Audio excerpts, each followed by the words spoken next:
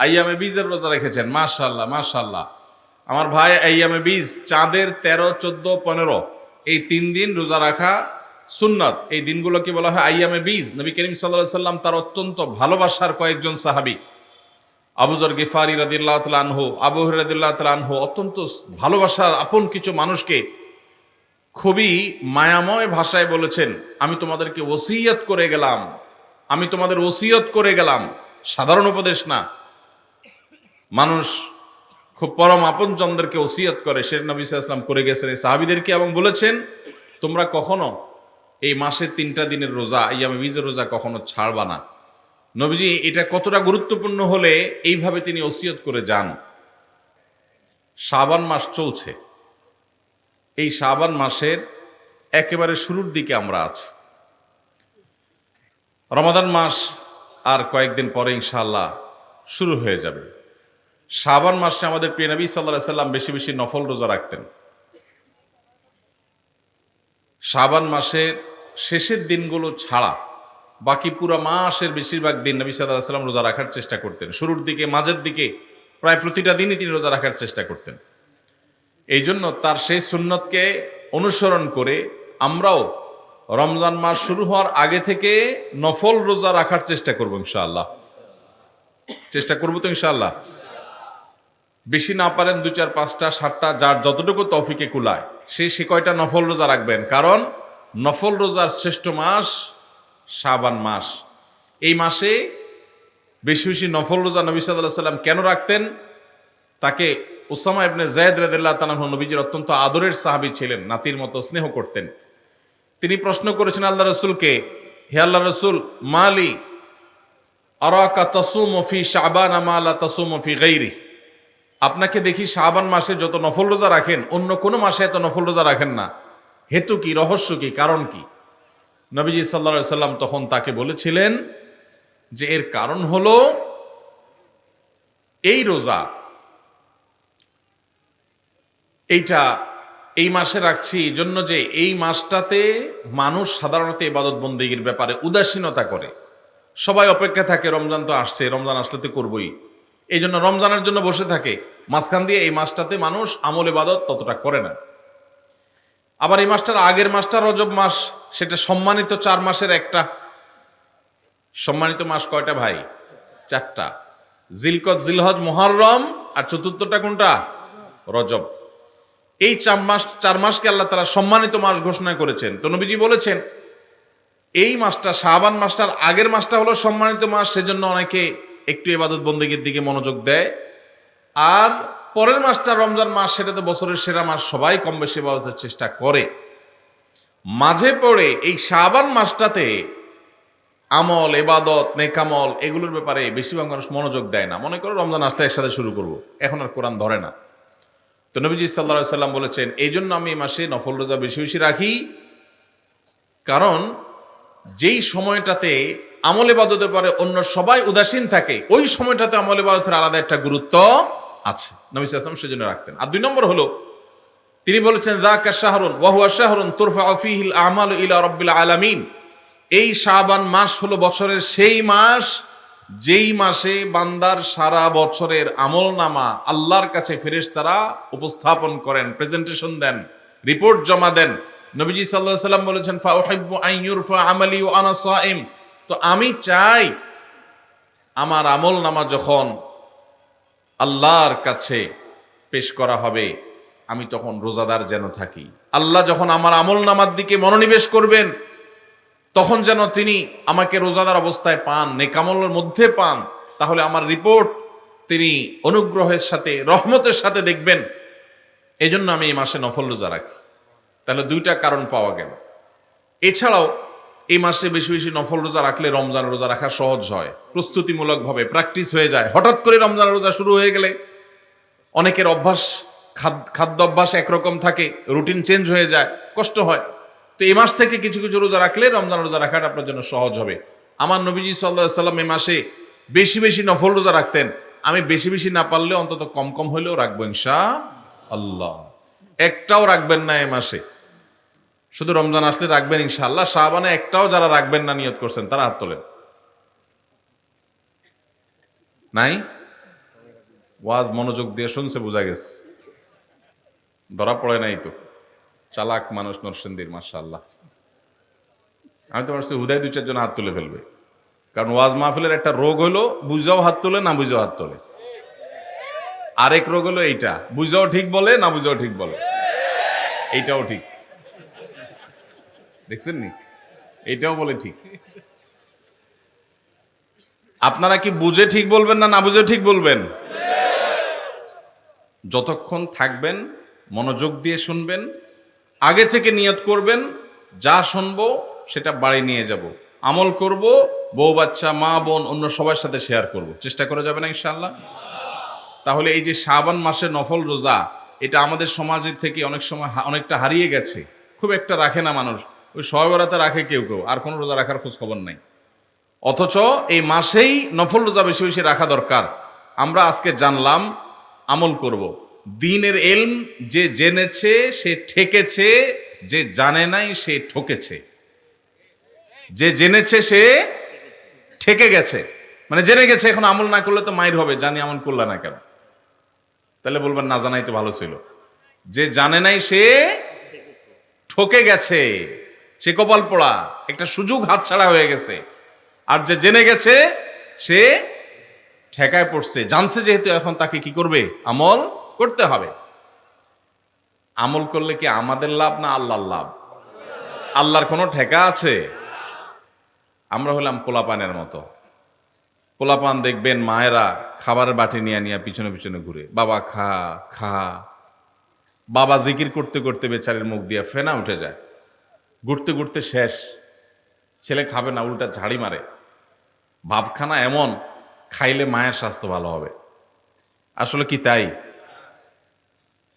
মা বাবা আদর করেন, স্নেহ করেন সন্তানদেরকে, সেজন্য কষ্ট করে হলেও সন্তানকে ভালো জিনিসটা খাওয়াতে চেষ্টা করেন। যদিও আমাদের মায়েদের এই চেষ্টাটা আরো বেশি প্রশংসনীয় হবে, যদি মায়েরা যতটা চেষ্টা করেন বাচ্চাকে খাওয়ানোর জন্য, এর চেয়ে বেশি চেষ্টা যদি করতেন হালাল খাবার দিচ্ছেন কিনা সেই বিষয়ে মনোযোগ দিতে, তাহলে এই সন্তান শুধু সন্তান হতো না, এটা ফেরেশতা হইতো। এই সন্তান বাবা মার সবচেয়ে বাধ্যগত সন্তান হতো। এই সন্তান নয়ন জোড়ানোর মতো সন্তান হতো। এখন আমাদের ঘরে ঘরে কুলাঙ্গার সন্তান ভরে গেছে। বেশিরভাগ ফ্যামিলিতে বাবা মার চক্ষু শীতলকারী সন্তান নাই। আজকে একটা বিশ্ববিদ্যালয়ের সাবেক ভিসি, তিনি আজকে বলছিলেন যে আমার বাবা আমাদেরকে ছোটবেলায় যখন খেলতে বের হতাম, স্কুল কলেজে পড়ার সময় বলতেন মাগরিবের আগে আগে বাসায় আসবা, এবং আমরাও সেটা আমল করতাম। এসে মাগরিবের নামাজ পড়তাম, পড়ে পড়ালেখা করতে বসতাম। আমার ছেলেকে আমি একই কথা বলছি, আমার মনে আছে আমার বাবা কি বলেছেন আর আমি কি রিঅ্যাক্ট করেছি আমি জানি। এখন ছেলেকে বললাম একই কথা, বাবা মাগরিবের আগে বাসায় আসতে হবে। ছেলে আমাকে জবাবে বলছে, কেন বাবা, কেন মাগরিব পর আসতে হবে, ওয়াই? আমার বন্ধু বান্ধব সবাই তো মাগরিব পর পর্যন্ত খেলে, কই কারোর বাসা থেকে তো এত চাপ দেয় না, তুমি এত জোরাজুরি করো কেন? তো আমি তার কথা শুনে বললাম, আপনার বাবা, ওই ভদ্রলোককে বললাম, আপনার বাবা আপনাকে এত বেশি খাবার নিয়ে পিছনে পিছনে দৌড়াইতে পারে নাই, আপনি আপনার ছেলে পিছনে যতটা দৌড়াইছেন। উনি বলেন সঠিক। আমি বললাম, আপনার বাবা আপনাকে প্রতিবেলা এত মাছ গোশ খাওয়াইতে পারে নাই, আপনি আপনার ছেলেকে যত বেশি মাছ গোশ খাওয়াইতে পারছেন। আপনি একটা বিশ্ববিদ্যালয়ের ভাইস চ্যান্সেলর মানুষ, আপনি আপনার ফিনান্সিয়াল ক্যাপাসিটি, ছেলেকে শহরে রেখে যত তুলতুলে জীবন দিতে পেরেছেন, আপনার বাবা আপনাকে এতটা সুখ দিতে পারেন নাই। কিন্তু আপনার বাবার আপনি অনুগত সন্তান ছিলেন, বাবার চোখ জুড়িয়েছেন, নয়ন জুড়িয়েছেন, অন্তরকে শীতল করেছেন, আর আপনার সন্তানটা কিন্তু আপনার অন্তরকে শীতল করতে পারে নাই। প্রবলেমটা কোথায়?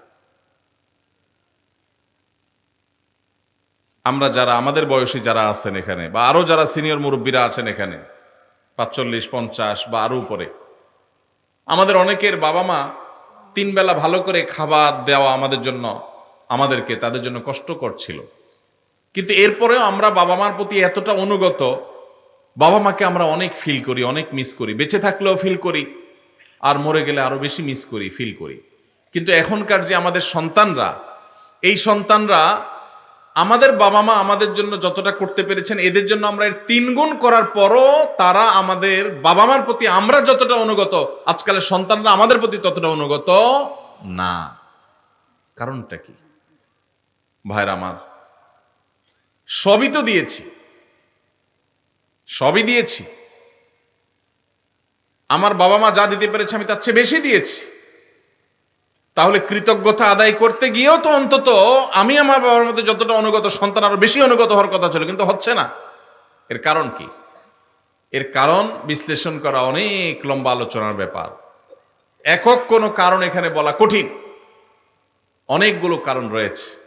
এর ভিতরে একটা কারণ হলো আমাদের এই সমাজ ব্যবস্থা, এটা পশ্চিমা সংস্কৃতি দ্বারায় এত বেশি প্রভাবিত হয়ে গেছে যে আমাদের সন্তানরা এখন তারা এদেশীয় সংস্কৃতি, এদেশে মানুষের কৃষ্টি, কালচার, সভ্যতা, এদেশের মানুষের তাহজিব, তামাদ্দুন এবং অ্যাজ এ মুসলিম ইসলামের যে কৃষ্টি কালচার, সেই জায়গা থেকে অনেক দূরে সরে গেছে। আমাদের তরুণদের একটা বড় অংশ তারা বিপদগামিতার দিকে চলে গেছে। এর কারণ যেমন পশ্চিমা সংস্কৃতির আগ্রাসন আছে, নাটক সিনেমার নামে, বিনোদনের নামে যেগুলো দেখছেন সারাক্ষণ, আপনার ভেতরের জগৎকে পরিবর্তন করে দিচ্ছে। সেগুলো আপনার ইমান, আমল, চিন্তাধারা সবকিছুকে প্রভাবিত করে নিজের অজান্তে চেঞ্জ করে দিচ্ছে। আপনি মুসলমান থাকছেন নামে আর খোলসে, ভেতর থেকে আপনাকে পরিবর্তন করছে, আপনি টেরও পাচ্ছেন না। আপনার সন্তানকে আপনি শিক্ষা দিচ্ছেন, স্কুল, কলেজে, ইউনিভার্সিটিতে শিক্ষা নিতে গেছে যে সন্তান, সেখান থেকে শিক্ষার উপরে ভর করে পশ্চিমা যে সংস্কৃতি আসছে সেটাও সে ধারণ করেছে, শিক্ষিত হচ্ছে, পাশাপাশি সে পশ্চিমা ধ্যান ধারণায় বিশ্বাসী হচ্ছে।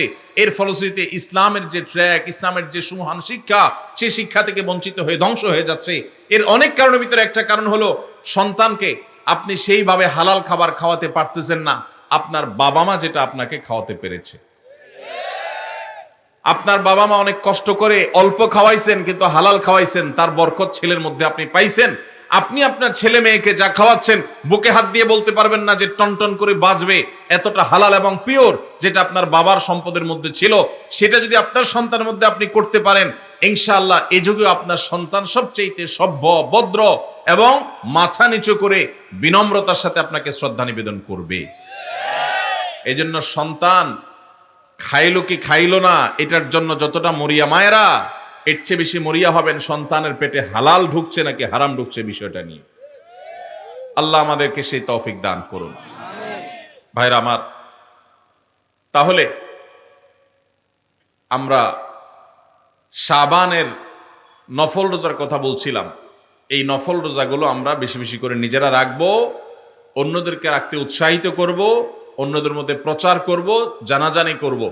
আগামী বছর আমাদের কাছে বলার দরকার নাই, আমি হয়তো মাহফিল আগামী বছর আসবো না, বাঁচবো না, হয়তো মাহফিল আদৌ হইল না, কিন্তু আল্লাহর কাছে যেন এটা বলার মতো থাকে। এই মাহফিল থেকে যাওয়ার সময় নিয়ত করে যাবো ইনশাল্লাহ আমলটা করব। ঠিক আছে না ইনশাল্লাহ? আল্লাহ আমাদের সবাইকে আমলের তৌফিক দান করুন।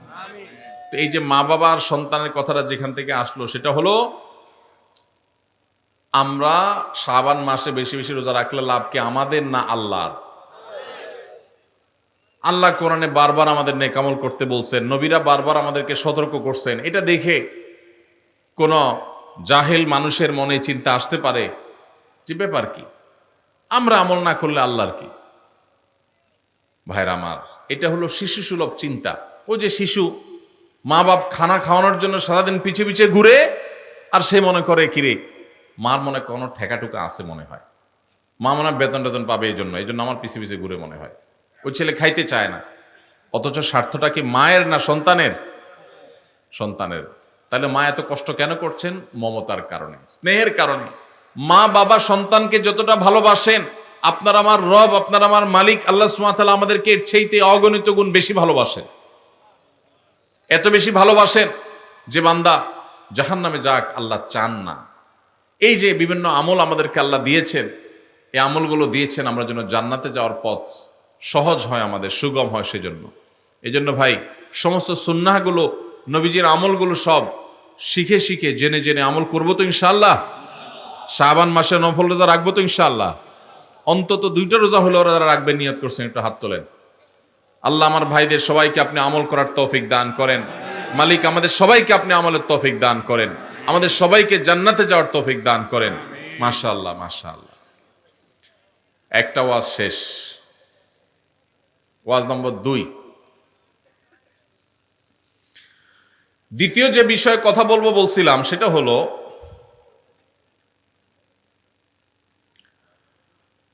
আল্লাহ রাব্বুল আলামিন আমাদের জন্য যে সমস্ত বিষয়গুলোকে ফরজ করেছেন, ফরজ, এর মধ্যে একটা হলো আমাদের মৃত্যুর পর আমাদের সম্পদে আমাদের রক্ত সম্পর্কীয় আত্মীয়দেরকে এক একজনকে এক এক হিস্সা বা অংশ আল্লাহ তাআলা নির্ধারণ করে দিয়েছেন কোরআনে। জানেন তো আপনারা কোন সূরায় করেছেন? সূরা নিসা, কোরআনের সবচেয়ে বড় আয়াত, সবচেয়ে দীর্ঘ আয়াত। আল্লাহ রাব্বুল আলামিন যে বিষয় বলতে গিয়ে নন স্টপ বলে তারপরে দাড়ি দিয়েছেন অনেক দূরে গিয়ে, পুরো বিষয় বলে শেষ করে তারপর দাড়ি দিয়েছেন, সেই সবচেয়ে দীর্ঘ আয়াত কোরআনে যে বিষয়টার উপরে, সে বিষয়টা কিন্তু নামাজের বিষয় না, সেটা রোজার বিষয় না, সেটা যাকাতের বিষয়ও না। সেটা কোন বিষয়? পরিত্যক্ত সম্পত্তির বন্টনের বিষয়। মা বাবা, স্বামী স্ত্রী, ভাই বোন, কারণ মৃত্যুর পর তার সম্পদে কার কি হক আছে, কে কতটুকু পাবে, এ বিষয়ে আল্লাহ তাআলা বর্ণনা করেছেন। বর্ণনা করে আল্লাহ তাআলা বলেছেন, ফরিদাতাম মিনাল্লাহ, তোমাদের রেখে যাওয়া সম্পদে কার কতটুকু ভাগ আছে না আছে, এই সব বন্টন আল্লাহ তাআলা করে দিয়েছেন। কে করে দিয়েছেন? আল্লাহ বলেছেন ফরিদাতুম মিনাল্লাহ, এটা আল্লাহর বন্টন, আল্লাহর নির্ধারণ, আল্লাহর পক্ষ থেকে এটা ফিক্সড করা হয়েছে। আমরা কেউ মনে করতে পারি আল্লাহ বলেছেন অমুকরে এতটুকু দিতে, সে তো আমার কোনো কাজে আসে না, আমার তো বরং তমুক বেশ কাজে আসে, তাহলে তারা একটু বাড়াই দিতে চাই আমি।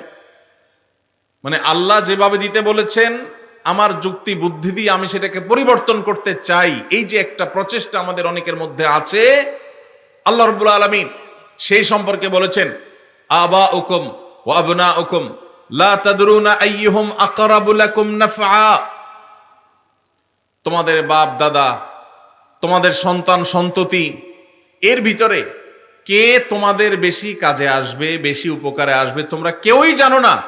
আল্লাহ যা নির্ধারণ করে দিয়েছেন সেটা অনুযায়ী বন্টন করো। তোমার বিবেক বুদ্ধি প্রসূত বন্টন করতে যাবে না, আল্লাহ নির্ধারণ অনুযায়ী দাও, তোমার বুঝে আসুক আর না আসুক। এই ফরজ।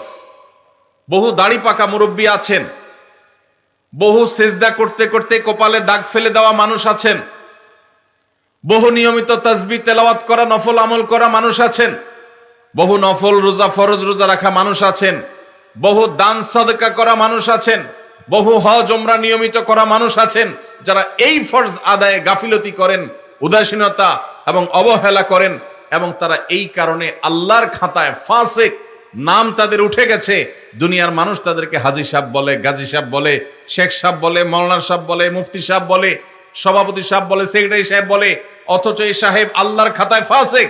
কারণ সে তার বাবার সম্পদে, তার দাদার সম্পদে আল্লাহ তাআলা যাকে যতটুকু হিস্সা দিতে বলেছেন সেটাকে পাই পাই করে আল্লাহর নির্দেশ অনুযায়ী বন্টন করে নাই। সে নিজের খেয়াল খুশি মতো বন্টন করেছে, খেয়াল খুশি মতো ভাগ করেছে, খেয়াল খুশি মতো দখল করে নিয়েছে। আল্লাহর নির্ধারণের এই ফরজের সে মূল্য দেয় নাই। এই কারণে এই সমাজের বহু দাড়ি পাকা মানুষ জাহান্নামে যাবে। ভাইরা আমার, আমরা অনেকেই আছি থোক 10-20-50 হাজার টাকা মাহফিলে দিতে পারি, অনেকেই আছি মসজিদ মাদ্রাসা 20-50 হাজার টাকা দান করতে আমাদের কোনো আপত্তি নাই। আপত্তি কোন জায়গায়? আপত্তি হইল আমার বাবা দুনিয়া থেকে চলে গেছেন, এখন বাবা যা রেখে গেছেন জমি জমা স্থাবর অস্থাবর সম্পদ, ব্যাংক ব্যালেন্স, টাকা পয়সা যা যা আছে, এগুলো থেকে ভাগ করে কাকে দিতে হবে? আমার এই বোনটাকে দিতে হবে, ভাইটাকে দিতে হবে, সবাইকে যার যারটা দিতে হবে। এটা দিতে আমাদের খুব কলিজা লাগে, আছে না নাই? দান করতে তার কোনো অসুবিধা নেই, কারণ দান তো 20-50 হাজার করতেছে, কিন্তু বাবার সম্পদটা দিতে কার্পণ্য করে, গড়িমসি করে, আছে না নাই? এই সমাজে যদি আপনি এ ক্লাসের মুসলমান দেখতে চান, খাঁটি মুসলমান যদি দেখতে চান, আসল মুসলমান যদি দেখতে চান, যেই মুসলমান শুধু সহজ আমল করে না, কঠিন আমলগুলোকে বুক চিতিয়ে বুক উঁচু করে করতে চায়, সেই মানুষগুলো হলেন তারা যারা বাবা মায়ের সম্পদে বা নিজেদের রক্ত সম্পর্কীয় আত্মীয় স্বজনদের সম্পদে যার যতটুকু হিস্সা আছে, কোরআন আল্লাহ তাআলা যতটুকু যাকে দিতে বলেছেন তাকে হিসেব করে পাই পাই করে ততটুকু দেয়, বিন্দু মাত্র বেশ কম করে না। এই মানুষগুলো হলো এই সমাজের সবচেয়ে ক্রিম মুসলমান, সবচেয়ে এলিট, সবচেয়ে এ ক্লাসের, আপার ক্লাসের মুসলমান। আপনারা আপার ক্লাসের মুসলমান হওয়ার চেষ্টা করবেন ইনশাআল্লাহ। মুরব্বীরা যারা আছেন, বাবাজিরা ভালো আছে যারা আছেন, আপনাদের বলছি, সন্তানদেরকে ওসিয়ত করে যাবেন, স্টাম্প নিয়ে এসে সেখানে লিখবেন রীতিমতো যে আমি মারা গেলে আমার সম্পদে কোরআন হাদিস যেভাবে বলেছে তোমরা ভাই বোনরা ঠিক সেভাবে পাই পাই করে হিসাব করে ওইভাবে বন্টন করবা, খবরদার এর কম বেশ করবা না। এটা ওসিয়ত করে যাবেন সন্তানদেরকে। এরপরে যদি কোনো সন্তান কিছু সম্পদ মেরে দেয়, ভাই বোনদের বঞ্চিত করে, কিছু থোক দিয়া লামসাম কিছু দিয়া তাদের কাছ থেকে দায় মুক্তির চেষ্টা করে, তাহলে ওই সন্তান দায়ী হবে। আর আপনি যদি জানেন আপনার মারা যাওয়ার পরে সন্তানরা এরকম সম্পদ নিয়ে তসরুপ করবে, 2 নম্বরই করবে, আর আপনি চুপচাপ চলে যান, তাদেরকে সতর্ক না করেন, তাহলে আপনিও আল্লাহর কাঠগড়ার আসামি হবেন। আর অনেক মুরব্বীরা আছেন যারা আপনাদের বোনদের সম্পদের হক দেন নাই, বাবার সম্পদ থেকে নিজেরা পাইছেন, বোনদেরকে দেন নাই, বোনদের সাথে চিটারি করছেন। কিভাবে চিটারি বলবো আমি? বাবার মৃত্যুর পর বোনরে দাওয়াত দিছেন, ভাগিনাদেরকে দাওয়াত দিছেন, দুলাভাইরে দাওয়াত দিছেন, আইনা ধুমসে একটা খাওন দিছেন, খাওয়ায়া নতুন নতুন বাজার থেকে শাড়ি টাড়ি আনছেন, আইনা বোনদেরকে শাড়ি, ভাগিনাদের কাপড় চোপড়, দুলাভাইরে লুঙ্গি, যার যা মনে চাইছে দিছেন, ধুমসে খাওয়ায় টাওয়ায় এখন আলাপ উঠাইছেন। আগে খাওন দিয়েছেন পেটে, এরপরে আলাপ উঠাইছেন। কি আলাপ উঠেছেন, দেখো বোন, বাবা তো দুনিয়া থেকে চলে গেলেন, আল্লাহ তারা নিয়ে গেলেন, এখন জমি জমা গর্বিটা বাবার যেগুলো যেগুলো আছে শরীয়ত অনুযায়ী তো তোমাদেরও এখানে ভাগ আছে, কিন্তু বাবা যে সেই অসুস্থ হয়েছে ওই থেকে বাবার সব ট্রিটমেন্ট, ডাক্তার খরচ, এগুলো সব তো আমারই করা লাগছে, তোমাদেরও মানুষ করা লাগছে। এখন এখানে তোমাদের ভাগ আছে সেটা তো আমি জানি, এখন এগুলা কি করা তোমরাই বলো, বল তোমাদের কোটে, বল তোমাদের কোটে। এটা হলো খুব সূক্ষ্ম চিটারি, এটার নাম হলো সূক্ষ্ম চিটারি। ডাকাতি বাটপারির বিভিন্ন ধরন আছে, তো এটা এক প্রকারের বাটপারি। কেন বাটপারি বললাম? কারণ ওই যে বোনটাকে বললেন বাপের বাড়িতে আইনা খাওয়াইয়া দাওয়া, বাপ মরার পরে মনটা এমনি নরম, আরো মেয়ে মানুষ, যখন এটা বলছেন আপনি, তখন সে কি বলবে বলেন? কি বলবে? বলবে থাক ভাই, আমার কোনো দায় দাবি নাই, আপনি তো কষ্ট মষ্ট করছেন, বাবার সব ডাক্তার কবিরাজ খরচ দিছেন, দেখাশোনা করছেন, থাক আমাদের দিতে হবে না, আপনি দোয়া করে দিয়েন। মনের ভিতরে ব্যথা চাপায়া, মেয়ে মানুষ মাত্র খাওয়াইছে ভাইয়ে, এখন যদি মুখের উপরে যদি বলে ভাই কি খরচ বরচ হয়েছে সেগুলো সব কাইটা রাইখা বাকি যেগুলো থাকে এগুলোতে আমাদের কত হয় হিসাব নিকাশ করে দিয়ে দিয়েন, এটা বললে ওই বোনের আর রক্ষা আছে? পুরো এলাকাতে বদনাম ছড়ানো হবে যে আমার বোন বাপটা মইরা সারে নাই, কবরে রাইখা সারি নাই, এখন সে ভাগ চাইতে আসছে। এবার আমরা শুরু করব তাকে দুর্বল জায়গায় আঘাত করে তাকে দুর্বল করার। এই রোগটা আমাদের সমাজে আছে না নাই? মুরব্বীরা বাবাজিরা যারা আছেন কান খাড়া করে শুনে রাখেন,